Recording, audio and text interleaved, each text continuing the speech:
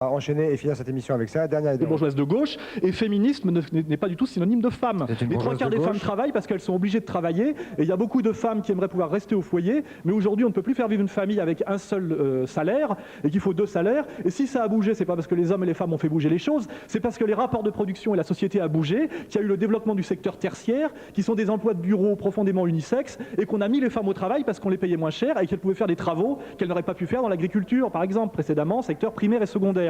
Et ça, c'est remettre les choses à leur place. Homme-femme, c'est un mensonge. Dans les rapports sociaux, il y a les riches et les pauvres. La société se féminise.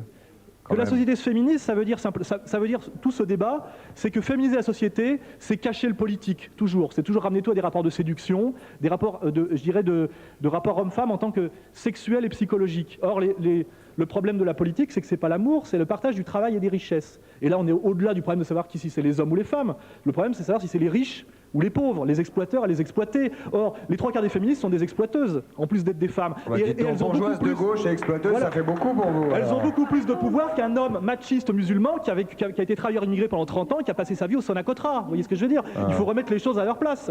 Hein, voilà. L'homme et la femme ne sont pas des catégories sociales. Voilà.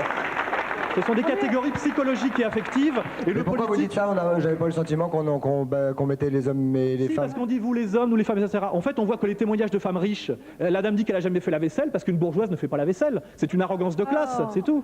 Bien sûr. Et quant à monsieur Gordeau, il dit que les jeunes filles veulent pas faire la vaisselle. Moi, je répondrais, c'est évident, c'est que quand on a un peu de pouvoir parce qu'on n'est pas paradis, qu'on a un peu d'argent, on se fait des filles plus jeunes, et une fille de 20 ans ne va pas avec un mec de 50 ans pour faire la vaisselle. Hein, c'est une logique.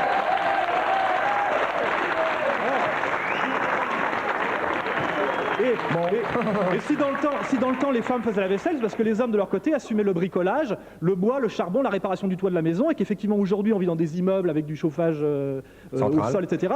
Et que les mecs ne font plus grand chose d'autre que de boire de la bière et de regarder le foot, et donc les femmes ne voient pas pourquoi elles feraient la vaisselle, puisqu'ils font plus le bricolage. Mais dans le temps il y avait quand même une réciprocité, un couple c'était une petite unité de production, et c'était une petite PME dans laquelle la femme avait beaucoup de pouvoir. Et aujourd'hui il y a beaucoup de femmes qui avant servaient la soupe à leurs enfants et qui aujourd'hui servent la soupe au patron, qui n'est même pas leur mari. Voilà. Les féministes sont toujours des bourgeoises. Oui.